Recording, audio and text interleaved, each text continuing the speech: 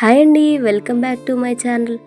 ఈరోజు వీడియో వచ్చేసి మేమైతే మ్యారేజ్కి వెళ్దామని రెడీ అవుతున్నాం.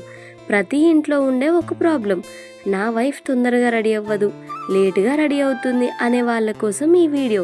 ఎంతసేపు లేడీస్ రెడీ అవ్వట్లేదు అంటున్నారే కానీ ఆ వర్క్ చేస్తే అర్థమవుతుంది మీకు. మీకేముందండి బాబు, ప్యాంట్ షర్ట్ వేసుకున్నారంటే అయిపోతుంది రెడీ అవ్వడం. మేము రెడీ అవ్వాలి, పిల్లలు మేమే రెడీ చేయాలి, వంట మేమే చేయాలి, అన్నీ మేమే చూసుకోవాలి. భోజనం మీకు పెట్టేటప్పుడు రుచి చూస్తున్నారే కానీ దాని వెనకాల మేము పిల్లల్ని పట్టుకొని ఎంత హార్డ్ వర్క్ చేస్తున్నాం అనేది మీకు మాత్రం ఏమాత్రం అర్థం కాదు. దయచేసి ఒకవేళ ఎటైనా వెళ్ళాలి అనుకున్నప్పుడు లేడీస్ లేట్గా రెడీ అయితే వాళ్ళకి వీలుంటే హెల్ప్ చేయండి, కానీ వాళ్ళని తిట్టకండి. ఈ వీడియో మీరు చూస్తున్నారు కదా, నేను ఎంత హార్డ్ వర్క్ చేస్తున్నానో. అయినా కూడా మా ఆయన లాస్ట్కి వచ్చేసరికి ఏమన్నాడంటే, ఏంటి ఎంతసేపు, ఇంకా ఎంతసేపు రెడీ అవుతావు అన్నాడు. ఇక మేమైతే మ్యారేజ్కి వెళ్దామని రెడీ అవుతున్నాం. చూశారు కదా, మేమైతే మార్నింగ్ 6కే లేచామండి. ట్రైన్ ఏమో 4 o'clockకి.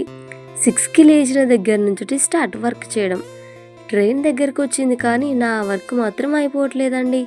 పిల్లల్ని పెట్టుకొని వర్క్ చేయడం అంటే నిజంగా అది గగనం అండి బాబోయ్.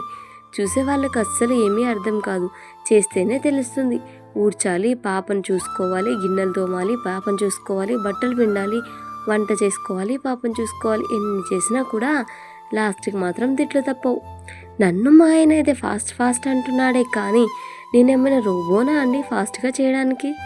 నిజంగా ఆడవారు ఇంట్లో పని చేస్తున్నారని తక్కువ అంచనా వేస్తున్నారు, కానీ ఇంట్లో పని అంతా అయిపోతే 10 కిలోమీటర్ల దూరం నడిచినంత శక్తి ఆడవారు కోల్పోతారంట. ఇదే హార్డ్ వర్క్ మేము బయట చేసామంటే 25,000 వస్తాయి ఏమో. కానీ ఇక్కడి నుంచోటైనా ఆడవారిని అర్థం చేసుకోవడానికి ట్రై చేయండి. ఊరికే వారి మీద అరవడం కరెక్ట్ కాదు. వీలుంటే వాళ్ళకి వర్క్లో హెల్ప్ చేయండి. ఒకవేళ సిటీలో ఉంటే ఇంత వర్క్ ఉండదేమో, పల్లెటూరులో ఉండే వాళ్ళకి మాత్రం చాలా వర్క్ ఉంటుందండి. వీడియో నచ్చితే లైక్ చేయండి, షేర్ చేయండి, నా ఛానల్ని సబ్స్క్రైబ్ చేసుకోండి.